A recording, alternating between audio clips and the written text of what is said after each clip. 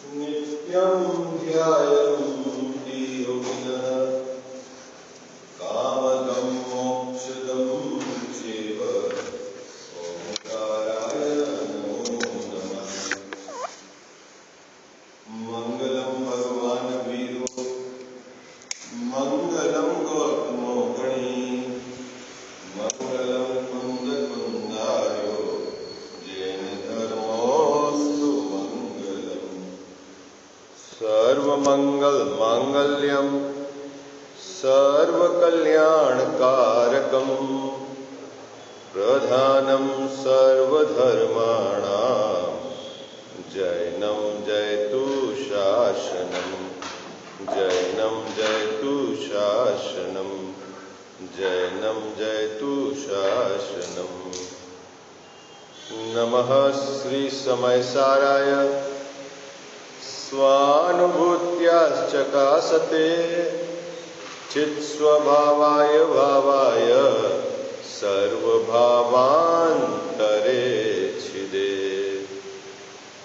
इस भव के सब दुखन के कारण मिथ्या भाव तिनकी सत्ता नाश करी प्रगटे मोक्ष उपा प्रगटे मोक्ष उपा।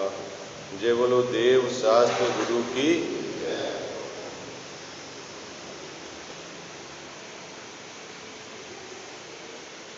चौथा अधिकार मोक्षमार्ग प्रकाशक ग्रंथ विराजमान है। यह जीव मोह के उदय में या अपनी पर्याय में जो विकारी भाव है उससे जुड़कर प्रत्यक्ष जो इसको सत्य भाषित होता है तो भी यह सत्य का निर्णय और स्वीकृति नहीं कर पाता और अनादि से दुखी है। बाबू जी टोडरमल जी साहब ने इसका क्रम जमाया है। वर्तमान मनुष्यादिक पर्याय में अभी हमारे ज्ञान का विकास इस प्रकार का है कि हम क्या हित है क्या अहित है, हमारा किसमें भला है हमारा किसमें बुरा है, इसका हम विचार कर सकते हैं। और हमको पंच परमेष्टि भगवंत की शरण मिली है, उनका उपदेश मिला है ना, सुनने समझने की शक्ति मिली है, वस्तु स्वरूप का यथार्थ देशना मिली है। ऐसा होने पर भी यह जीव क्या बाबू जी मोह से जुड़कर, किससे जुड़कर मुकेश भाई साहब, मोह से जुड़कर जो प्रत्यक्ष हमें सत्य भाषित होता है उसको भी स्वीकार नहीं करता। यह है मोह की महिमा और अनादि से दुखी है। बाबू जी कब से दुखी है? अनादि से दुखी है। और इस अधिकार का हमने मंगलाचरण करा है ना, जानहु मिथ्या भाव। क्या इस संसार के समस्त दुख का कारण एक मिथ्या भाव है, मोह है।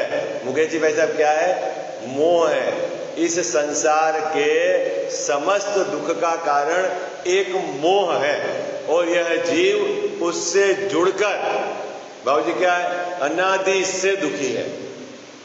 तो पहले हम समझे तो सही कि इस मोह ने क्या गड़बड़ी कराई है ना बाबूजी? तो कह रहे तुझे जो चीज प्रत्यक्ष सही भाषित होती है तो भी तू मोह से जुड़कर बिल्कुल अंधा हो जाता है ना। जगत में अंधे अनेक प्रकार के कहें, एक तो जिनके नेत्र नहीं है उनको भी अंधा कहते हैं, और जो एक काम है ना, काम से पीड़ित है तो उसको बोलते हैं कामांध, है ना। काम से पीड़ित है उसको पता ही नहीं है, कामांध है। और बाबूजी जो क्रोध से पीड़ित है उसको क्या बोलते हैं? क्रोधांध है। क्रोध में अंधा हो गया है, आग बगुला है, उसको लाभ और अलाभ का ठिकाना नहीं है। उसी प्रकार मुकेश भाई साहब हम किसमें अंधे हैं? मोहांध। क्या बात कर रहे हो? हम मोह में अंधे हैं? हाँ भाई अंधे हो, अभी उसका विचार चल रहा है। कैसे अंधे हो, अभी उसकी चर्चा करें। कल अपन ने 2 बिंदु पर विचार किया था। कोई बताएगा आप में से 2 बिंदु है, फिर आज तीसरा बिंदु पर चर्चा करेंगे। 2 बिंदु मोह की महिमा के अंतर्गत जिस जीव को प्रत्यक्ष भाषित होने पर भी वह उसकी स्वीकृति नहीं करता, वह उसकी भिन्नता का विचार करके निर्णय नहीं करता।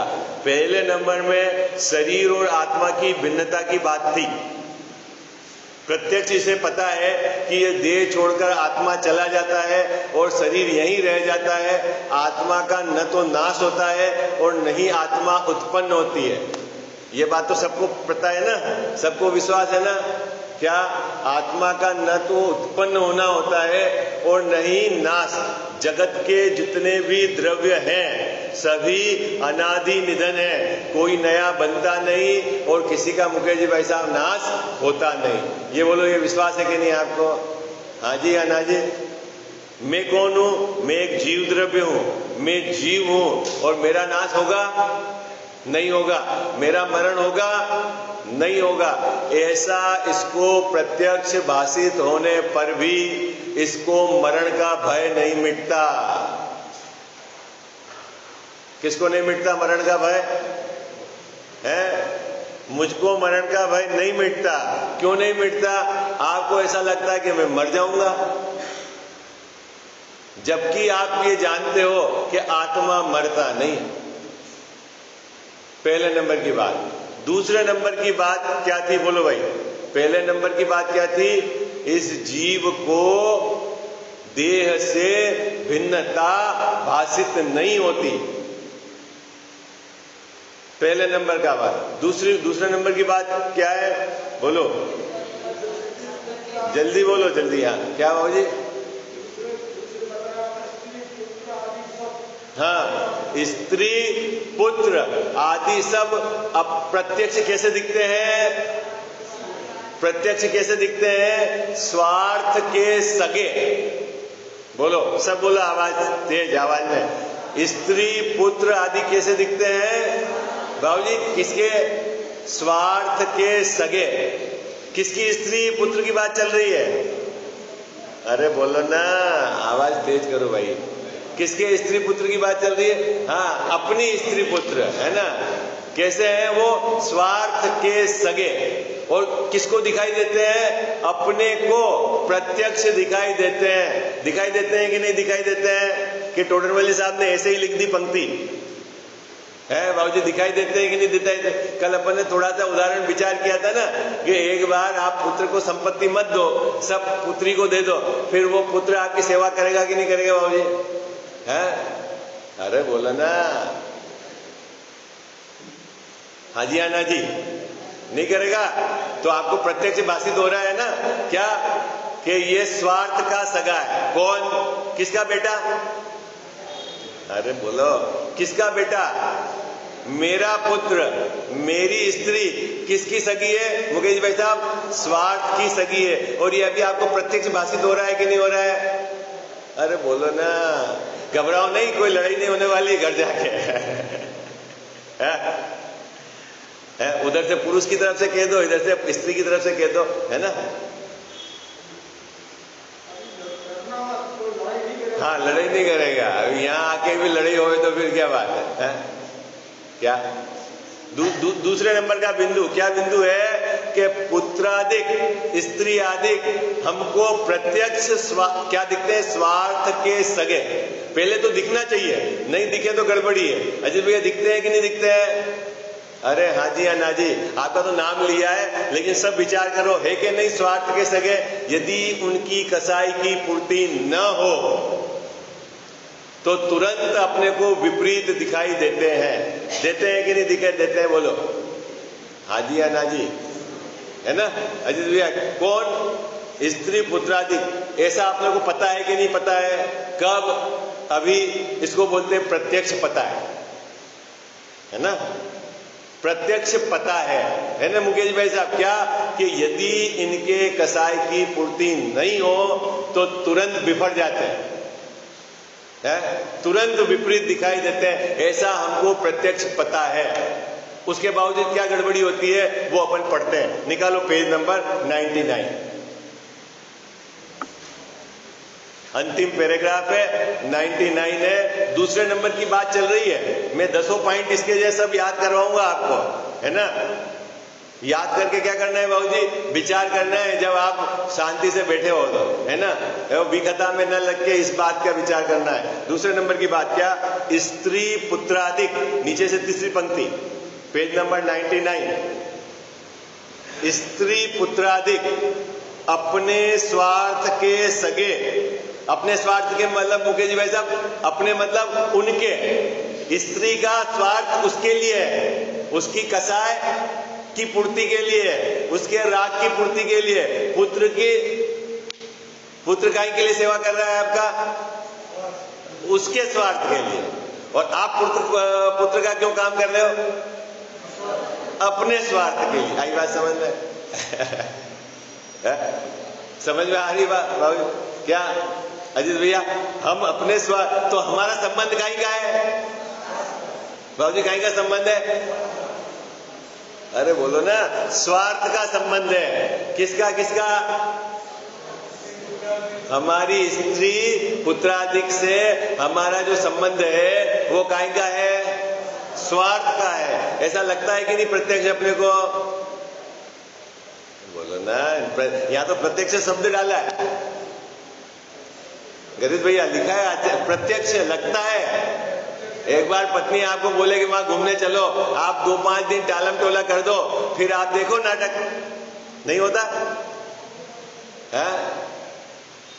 तो फिर काई के सके हैं मुकेश भाई साहब, उनकी कसाई की पूर्ति आप नहीं करो तो फिर देखो आप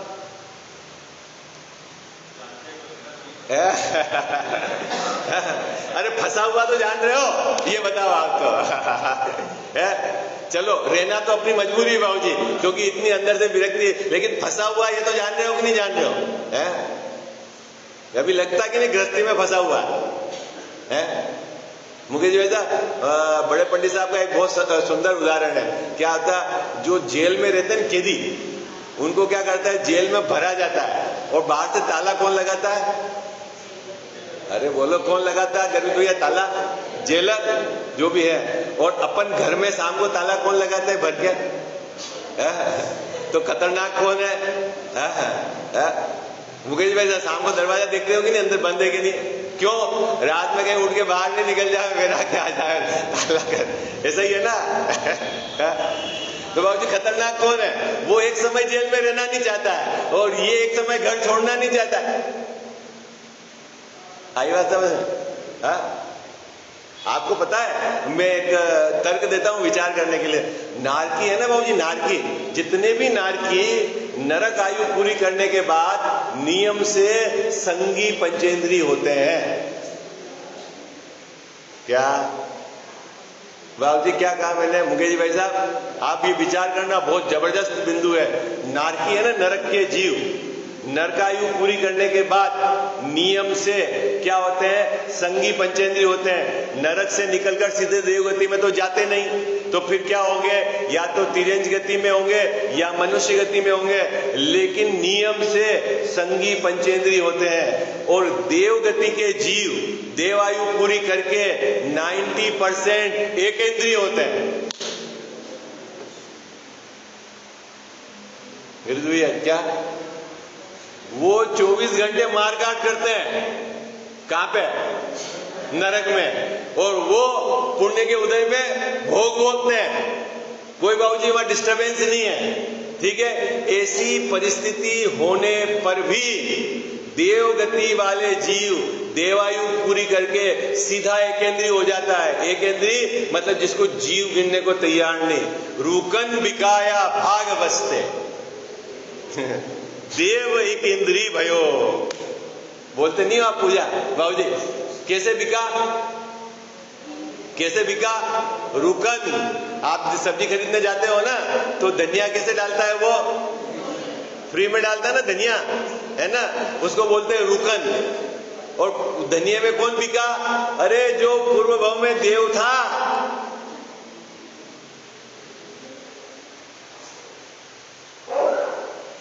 देवांगनाएं थी, शरीर में रोग नहीं था, वहां भोग उपलब्ध थे, डिस्टरबेंस नहीं था। तो साहब उसने कोई पाप ही नहीं किया, न तो उसने चूल्हा जलाया, न खाना बनाया बाबूजी है, न उसके गमन में कोई जीव की हिंसा होती थी, फिर सीधा एक इंद्रिय क्यों हो गया? कभी विचार किया हमने? है? और नारकी तो मार काट में लगा हुआ है, इसको उड़ाओ, इसको काटो, इसको, और वो सीधा संगी पंचेंद्रिय हुआ। अंतर समझ में आया? एक इंद्रिय जीव को सम्यक दर्शन प्राप्त करने की योग्यता ही नहीं है, और संगी पंचेंद्रिय जीव सम्यक दर्शन प्राप्त करने की योग्यता रखता है। और यदि देखा जाए तो संगी पंचेंद्रिय जीव का क्षयोपशम एक इंद्रिय जीव से कई गुना ज्यादा है। वो अपने हित और अहित का विचार कर सकता है, ऐसी संगी पंचेंद्रिय पर्याय को प्राप्त करता है नारकी, जब वो नरक में 24 घंटे मार काट के भाव चलते हैं। क्यों? अरे बोलो भाई, क्यों? क्यों गरीब भैया? विचार किया? वो एक समय भी नरक में रहना नहीं चाहता, और देव गति का जीव एक समय देव पर्याय को छोड़ना नहीं चाहता। इसके दंड के रूप में उसको एक इंद्रिय है। अपन घर छोड़ना चाहते ही नहीं, अपने को अपने घर के अलावा कुछ अच्छा नहीं लगता। नहीं बाबूजी है? तू एक समय अपने 5 इंद्रिय के भोग जो तेरे को उदय से उपलब्ध है छोड़ना नहीं चाहता। नहीं मुकेश भाई साहब है? आजकल तो जहां तीर्थ यात्रा में जाएंगे तो रूम भी कैसा चाहिए? घर जैसा, एसी, भोजन भी कैसा है? तो तू एक समय को भी घर की सुख सुविधाओं को छोड़ना नहीं चाहता, और जबकि तेरे पास तो कुछ ज्यादा है ही नहीं। देवगति के जीवों के पास तो क्या है? उस क्या स्थिति होने वाली है अपनी? है? विचार है बाबूजी? विचार है? कहां विचार है? कह रहे हैं जो स्त्री और पुत्र हमको प्रत्यक्ष, प्रत्यक्ष शब्द है, देखो सामने अभी हमारे ज्ञान में निर्णय हो रहा है, यदि इस बेटे को मैं सामग्री नहीं दूंगा तो ये बिफट जाएगा। यहां आपको प्रत्यक्ष लगता है कि नहीं लगता है? तो बेटे को मोह धन से है कि पिताजी से है? किससे है? मकान से है कि पिताजी से है? बोलो मुकेश जी, किससे है? मकान से है ना, तो वो स्वार्थ का सगा है ना, काई का सगा आपका? हाँ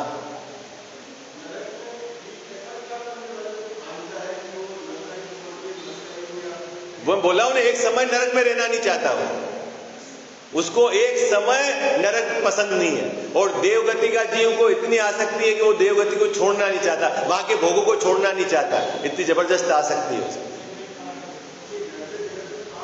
हम बिल्कुल लड़ते झगड़ते हैं, वो तो पाप कसाई की तीव्रता है, वहां पर ऊंची लेशिया है, लेकिन उस स्थान से उसको बिल्कुल मोह नहीं है। अपने को शरीर और अपने स्थान से 24 घंटे उसका चलता है, छूटे नहीं छूटे नहीं, ऐसी व्यवस्था बनी रहे, वो ये भोग बने रहे। भोगेंगे तो अपनी जितनी अंतराय, मतलब जितना अपने को वीर्यांतराय का क्षयोपशम होगा उतना ही भोग पाओगे आप। कितना भोगते हो आप अपने पास जो उदय है उसमें? बोलो, अगर आपके पास 5 गाड़ी है, देखो एक और मैं आपको मैथमेटिक्स समझाता हूं। आपके पास 5 मकान है मुकेश भाई साहब, 10 प्लॉट है, ठीक है? रहोगे कितने मकान में?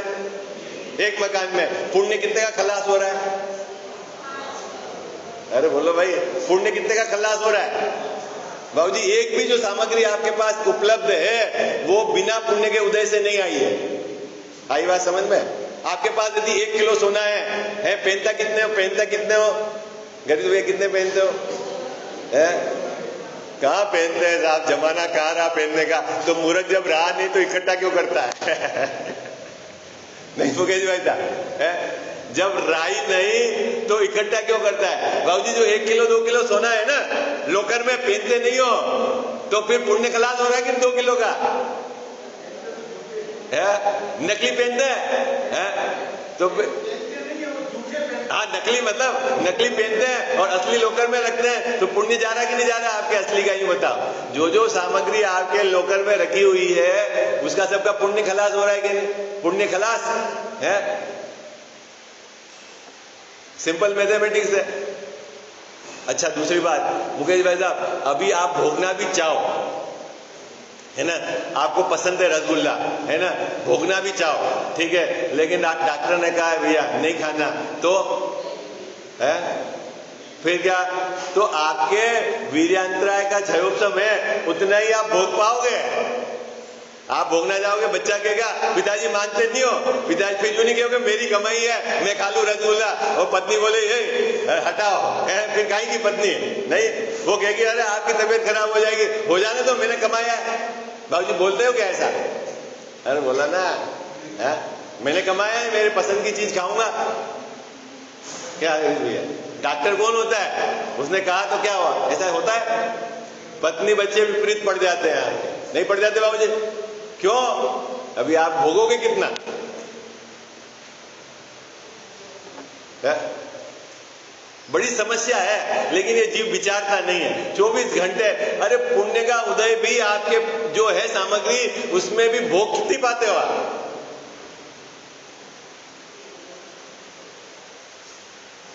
अभी यहां बहुत खतरनाक बात की है, मैं इसलिए आपको पक्का करा रहा हूं कि अगली पंक्ति बहुत विचार करने योग्य है। यह पहली पंक्ति में कहा जा रहा है कि स्त्री और पुत्र दोनों स्वार्थ के सगे हैं, ऐसा हमको प्रत्यक्ष भाषित होता है या नहीं? पहले तो ये बताओ, किसके बेटे की बात चल रही है? भाई के बेटे की बात नहीं चल रही है।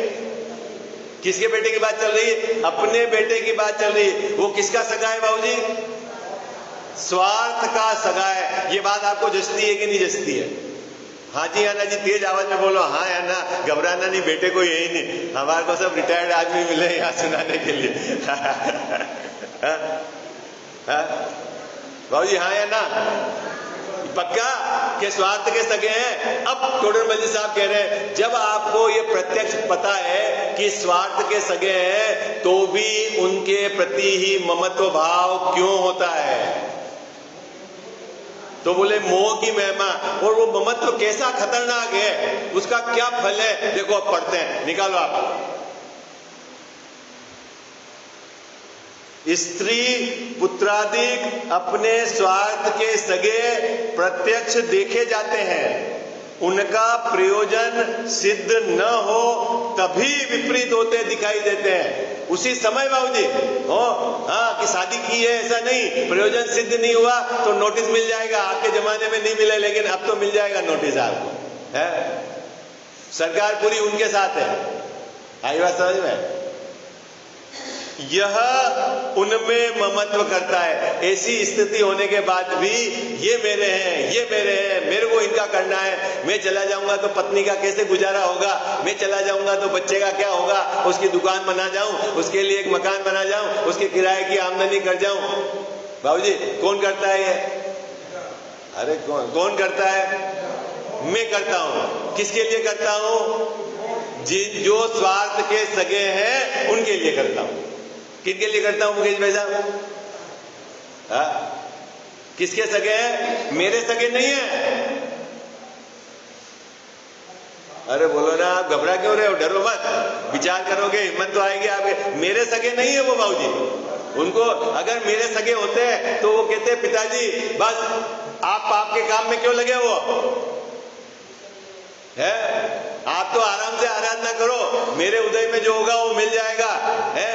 आपकी धर्म की साधना में मेरी तरफ से कोई बिगड़ नहीं आएगा। बोलो क्यों आप लगे हुए हो 24 घंटे? है? कितने बच्चों ने बोला ऐसा? बोला भी होगा तो मुकेश जी वैसा कि ये दुकान पे आकर डिस्टर्बेंस करते हैं, इनको घर ही रखो।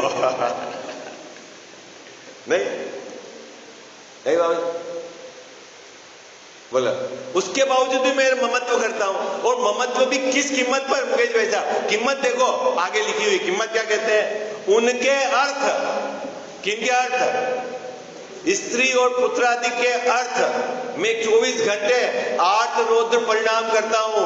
ये कर दूं, यहां इन्वेस्टमेंट कर दूं, इनकी व्यवस्था कर दूं, ये इनके लिए बना जाऊं, ये इनके लिए कर जाऊं। बाबूजी कितने समय चलता है इसको, है? जिस पत्नी के लिए सोचते हो कि मेरे बाद क्या इसकी व्यवस्था कर जाऊं, और पता चले पत्नी पहले चले जावे, फिर तू किसकी व्यवस्था कर रहा? अरे बाबू आपको पता है कौन पहले जाएगा? यदि तुझे पता है, नहीं पता है, फिर तू 24 घंटे क्यों पाप पाप पाप पाप पाप में लगा हुआ है? दो बिंदु हो गए। पहले तो वो स्वार्थ के सगे, दूसरी बात कि गारंटी नहीं है कि कौन पहले जाएगा, ठीक है। ये उसके बावजूद देखो क्या लिखा, उनके अर्थ, किनके अर्थ? पत्नी और पुत्र के अर्थ नरकादि में गमन। नरकादि पत्नी और पुत्र नहीं जाएंगे। कौन जाएगा नरक में? है गया किसके लिए? अरे बोलो ना, कौन गया नरक में? मैं गया। बहुत आरंभ परिग्रह के भाव थे। अब मेरे तो 2 जोड़ी कपड़े से काम चल जाता है, लेकिन बच्चों के, आजकल के बच्चे, उनकी तो व्यवस्था जुटानी पड़ती है। तो नरक में कौन जाएगा? व्यवस्था तो तू जुटा रहा है। बाबूजी कौन जाएगा? तो बोलो ना, घबराओ मत, बोलो है कौन जाएगा? जब हमारे पास योग्य साधन है भोजन का, खाने का, क्यों स्वाध्याय क्यों नहीं करता? चिंतन क्यों नहीं करता? शांति से क्यों नहीं रहता? 24 घंटे क्यों दौड़ लगाता है? साहब बेटे की व्यवस्था कर जाए, तो तू बेटे की व्यवस्था करेगा तो नरक में कौन जाएगा? बेटा जाएगा कि तू जाएगा? अरे बोलो ना, है तो बेटा आएगा बचाने बाबूजी वहां पे, है? ये सबको पता चल गया कि नहीं चल गई बात? बोलो हाँ जी या ना जी, क्या पता चल गई? जो मेरे स्वार्थ के सगे हैं, ऐसी पत्नी पुत्र, उनके लिए जो भी उनकी व्यवस्था जुटाने का मेरा निरंतर आर्तरोध का परिणाम चलता है, परिग्रह जोड़ने का भाव चलता है, उस भाव से नरक में मैं जाऊंगा, डंडे मैं खाऊंगा, पत्नी और बच्चे नहीं आएंगे। ये बात सच्ची है कि नहीं? अरे बोलो ना।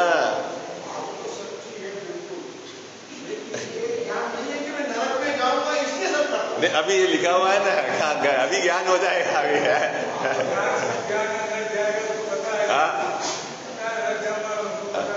पता है ना, तो भी करता है, तो कहते हैं ये मोह की महिमा है, ये मोह से जुड़ के ऐसी मूर्खता करता है। बोलो आई बात समझ में? किस कीमत पर मुकेश जी भाई साहब हम सामग्री जोड़ रहे हैं, आपको पता है? जिस सामग्री की बच्चों को कोई कदर नहीं है, बच्चों ने कहा नहीं जोड़ो, आप अपनी मर्जी से जोड़ रहे हो, ठीक है, तो फिर दंड किसको मिलेगा? आप अपने ममत्व के कारण दौड़ रहे हो, बच्चों ने नहीं कहा क्या किसी ने? तो दंड किसको मिलेगा? क्यों दौड़ रहे हो? जब आपका सब काम हो गया तब क्यों नहीं आराधना कर रहे हो? इतनी सुंदर गति, जैन कुल, पंच परमेष्ठी भगवान मिले, उनकी देशना सुनने मिली, समझने की हमारी शक्ति है, बाहर में आजीविका के योग्य साधन है, शरीर निरोगी है। इस समय भी यदि काम नहीं होगा तो कब करोगे आप काम? बाबूजी कब करोगे?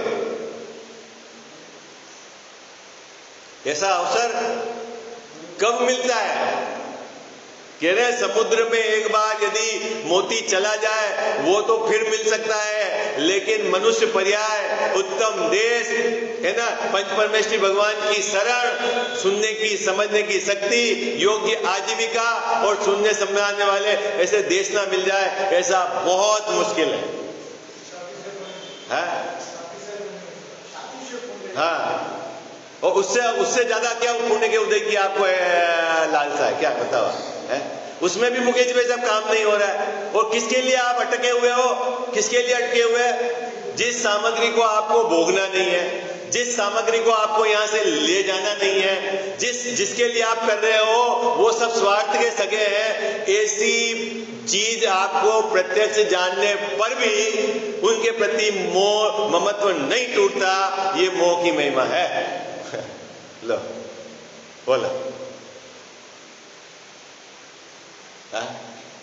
और क्या कहवे बोलो। अभी तो दूसरी बात चल रही बाबू जी। अभी टोटरमली साहब ने बहुत लंबी लिस्ट बनाई है, समझ में आ गई? हाँ जी या ना जी है? चलो अपन पढ़ लेते पंक्ति। फिर तीसरी बात,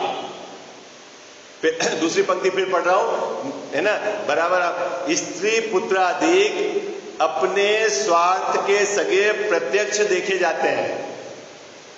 इसी भाव में बाबूजी आपको दिख रहे हैं, ऐसा नहीं है कि नहीं है। ये बात बिल्कुल सामने स्पष्ट, बिल्कुल स्पष्ट है कि स्त्री पुत्रादिक स्वार्थ के सगे हैं। किसी अन्य की बात नहीं चल रही है। हाँ, उनका प्रयोजन सिद्ध न हो तभी विपरीत होते दिखाई देते हैं। ये 250 साल पहले लिखा हुआ था, तो उस जमाने के भी स्त्री पुत्र ऐसे ही थे मुकेश जी भाई साहब। वो कोई नया नहीं है इस जमाने उस जमाने में, है 250-300 बरस पहले लिखा था टोडरमल साहब ने एक ग्रंथ। यह उनमें ममत्व करता है और उनके अर्थ नरकादिक में गमन के कारणभूत नाना प्रकार के प्राप उत्पन्न करता है। तीसरे नंबर की बात, धनादिक सामग्री किसी के होती देखी जाती है, यह उन्हें अपनी मानता है। तीसरे नंबर की बात क्या, मकान किसका है बाबूजी? है बाबूजी, मकान किसका है? और फिर है सब आ रहे थे।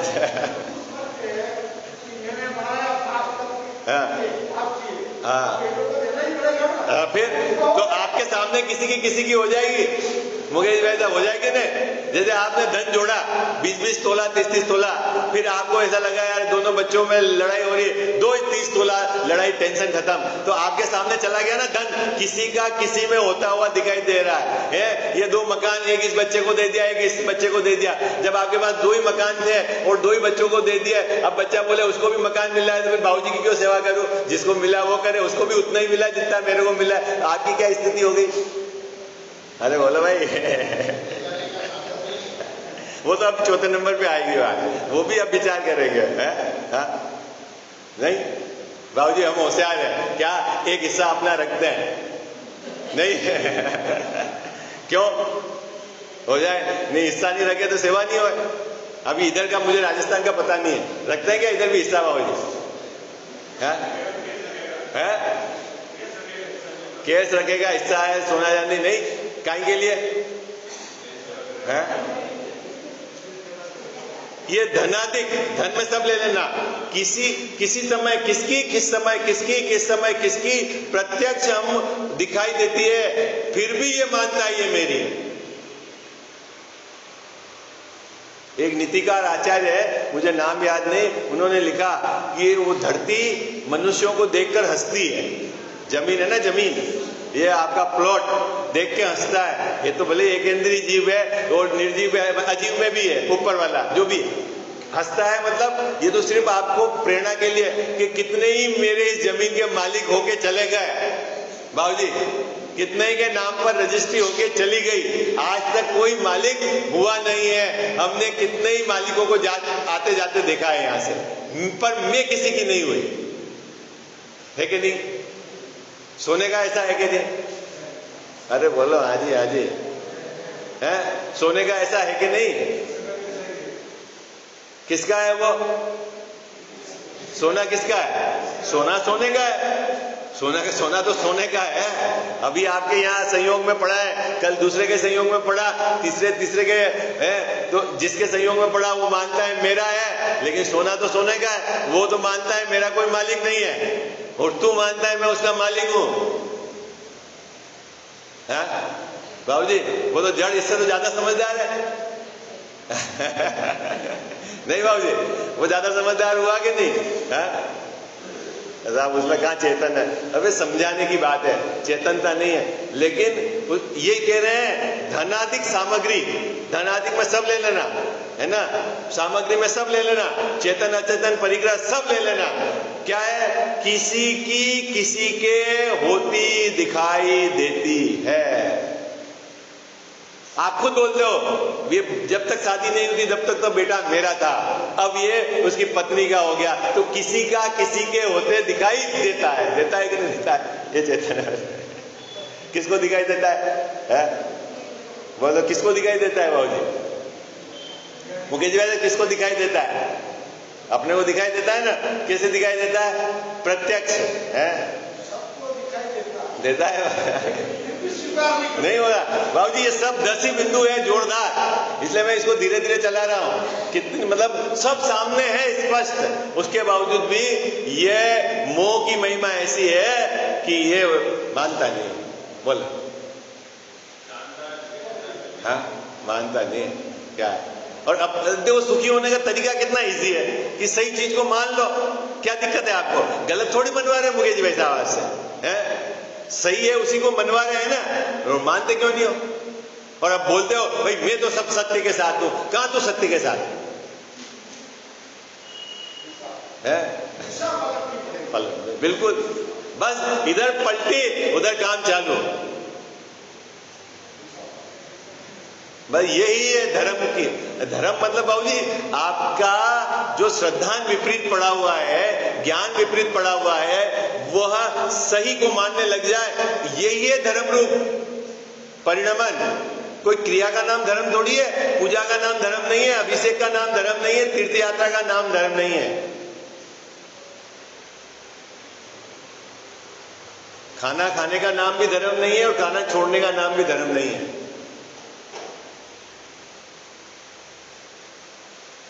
आपको पता है भोजन करने को भी बाबूजी उपयोगी है और भोजन छोड़ना भी उपयोगी है।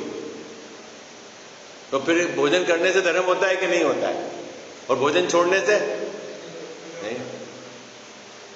तो फिर कोई तीसरा कारण खोजना पड़ेगा। मैंने आपको उदाहरण दिया था ना, एक आचार्य महाराज के पास शिष्य जाते हैं, भाई आहार के लिए जब निकलते हैं ना तो उनकी परमिशन रहती है। तो देखा आचार्य महाराज ने, एक को बोला आप जाओ आहार के लिए, और एक को बोला नहीं आज उपवास और वहां जाके ध्यान करो, ठीक है? तो आपको लगेगा ये आचार्य महाराज एक किसी को तो कहते हैं आहार पे जाओ और किसी को कहते हैं आज आहार पे मत उतरो, आज ध्यान करो, क्या क्या चक्कर काहे के लिए देगा ऐसा कहा? तो आप बोलोगे कि भाई धर्म की वृद्धि चाहते हैं, ठीक है, धर्म की वृद्धि चाहते हैं, तो फिर आपने दोनों को भोजन करने भेजना था, या दोनों को आप के लिए आहार मतलब दोनों के लिए उपवास की प्रेरणा, एक को कहा उपवास। लेकिन देखो बहुत बारीक विचार है। आचार्य देव ने देखा है कि अभी यह जीव यदि भोजन नहीं करेगा तो उसके उपयोग विचलित होगा और वह क्या ध्यान नहीं कर पाएगा शरीर की कमजोरी के कारण, तो वो उनको कहते हैं कि आप आहार पे उतरो। आई बात समझ में? जिनके शरीर में शक्ति है और वो ध्यान कर सकते हैं उनको कहा आज उपवास, है ना? तो दोनों धर्म के लिए है ना बाबूजी। हमारा भोजन करना और हमारा भोजन छोड़ना किसके लिए होना चाहिए? हाँ? और अपन किसके लिए करते हैं? रसना इंद्री के लिए है, जीवान को अच्छा लगे। फिर मुकेश जी भाई साहब भले अपने को 4 चक्कर पैदल काटना पड़े, लेकिन अभी तो जीवान को अच्छा लग रहा है, एक और खा लो, है? ये बाबूजी इसको बोलते हैं स्व विवेक। क्या भोजन करना, मेरी शरीर की प्रकृति कैसी है, कितना भोजन करना, किसके लिए भोजन करना, ये बहुत लंबी लिस्ट है।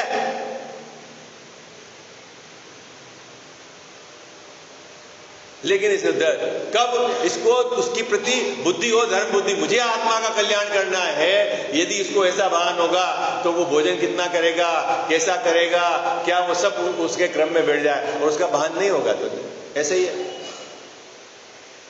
देखो यहां पे क्या कहते हैं, धनाधिक सामग्री किसी के होती देखी जाती है। ये मकान पहले मेरा था, अब ये किसी दूसरे का हो गया, दिखता है कि नहीं दिखता है?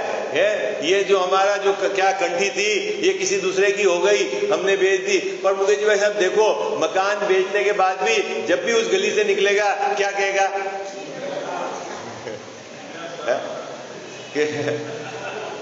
बाबूजी किसका था वो? हाँ मेरा था, है? हाँ बेच दिया है। अभी उसके प्रति का ममत्व तो टूटा नहीं, अभी न तो मालिक है, न उसको वहां रहने मिल रहा है, न उसके नाम की रजिस्ट्री है, न वो टैक्स जमा कर रहा है, लेकिन अभी भी मान्यता के स्तर पर मेरा था, है? हाँ, कितनी जबरदस्त बीमारी है? गरीब भैया था कि नहीं था? अरे उस समय भी मेरा नहीं था और अभी भी मेरा नहीं है, ये इसको नहीं चलती था। जग में हमारा न कोई था, न रहे हम जग के। क्या बोलते आप पूजा? जग में हमारा क्या न रहे जग के है? बोल तो देते हो मुकेश वैसा, विचार नहीं चलता है? बस विचार चलना चाहिए। जैसे जैसे विचार में आपके मतलब फ्रिक्वेंसी बढ़ेगी, है ना, तो धीरे धीरे कसाई ढीली होगी, है ना, और उधर धारा बढ़ेगी, कसाई ढीली होगी, धारा बढ़ेगी, कसाई ढीली होगी। ऐसे ही क्रम है बाबूजी। विचार आपका चलना चाहिए, और जैसे जैसे विचार चलेगा, निर्णय की तरफ बढ़ोगे, वैसे वैसे आपको उदासीनता भी आएगी। ये सहज प्रोसीजर है बाबूजी। ऐसा नहीं होगा कि वो बिल्कुल आपको धीरे धीरे ढिलास होगी, समझ लेना हमारी दिशा सही है। और जहां पकड़ मजबूत है, समझ लेना अभी हमारे को कोई वो फिर उल्टे घड़े पे पानी डाला जा रहा है। अभी भी हमारे को भोगों की परिग्रह की है, उसकी उसी में कसाय में अगर आनंद आता है तो समझ लेना अभी हमारी दिशा नहीं पड़। तीसरी बिंदु है ना, चलो अब समय हो गया अपना, ये पंक्ति पढ़ लेते हैं। धनाधिक सामग्री किसी के होती देखी जाती है, यह उन्हें अपनी मानता है, तथा शरीर की अवस्था और बाह्य सामग्री स्वयमेव उत्पन्न होती है और विनष्ट होती है। स्वयमेव उत्पन्न होती दिखाई देती है। बाबूजी इस बात पर दम है, आपने मकान बनाया कि अपने आप आया दिखाई दिया? ईमानदारी से बताना, आपने जो सोना खरीदा अपने आप आया कि आप लाए? अरे आपने क्या देखा? आप लाए क्या? आपने पैदा किया क्या सोने को कि आया वो? मुकेश भैया आया कि लाए? आप पैदा करके लाए, बोलो है? अरे बोलो ना है?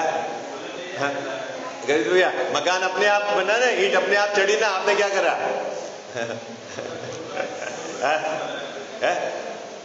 आप 65 साल के हो गए बाबूजी, 65 साल किसने करे? आपने किए कि हुए है? बाल सफेद अपने आप हुए कि आपने किए? जैसे आप सफेद तो अपने आप हुए, काले तो मैंने किए। बोलो भाई क्या बाबूजी काले किए कि रंग काला है? बाल तो काले नहीं हुए ना? अरे बोलो जल्दी बोलो, बाल काले हुए कि काला कलर चढ़ाया आपने? बाल तो सफेद ही है अंदर, है ना? तो यहाँ कह रहे शरीर की अवस्था और बाहर की सामग्री अपने आप उत्पन्न होती है, अपने आप नाश होती है। ये वृथा मूर्ख कुत्ते के समान बैलगाड़ी के नीचे है। वो क्या मानता है? मैं करने वाला हूँ, वो मैंने बच्चे का कर दिया, मैंने भाइयों का कर दिया, मैंने मकान बना दिया, बच्चे के लिए दुकान गाड़ी सब जमा दी। किसने जमा दी बाबूजी?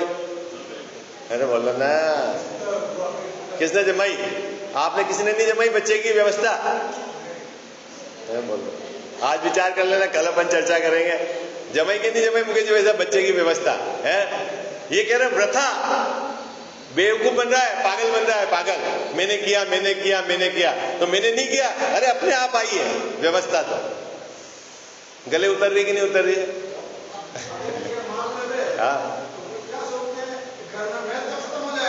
हाँ, ये तो वो इसीलिए तो अब वो उसको खबर ही नहीं है कि वो डिस्टर्बिंग हो रही है कि महत्व बढ़ रहा है। आई बात समझ में? ज्यादा अंदर घुसोगे तो फिर लोग अरे इनको मत बताओ, हल्ला करेंगे। तो और आपकी इसलिए बिल्कुल उदासीन रहो ना। आपको क्या दिक्कत है? 2 टाइम रोटी मिल रही है, फिर क्या दिक्कत है? काम चल रहा है कि नहीं चल रहा बाबूजी? अरे लेकिन इसकी रुचि वही पड़ी हुई, क्या करें मुकेश भाई?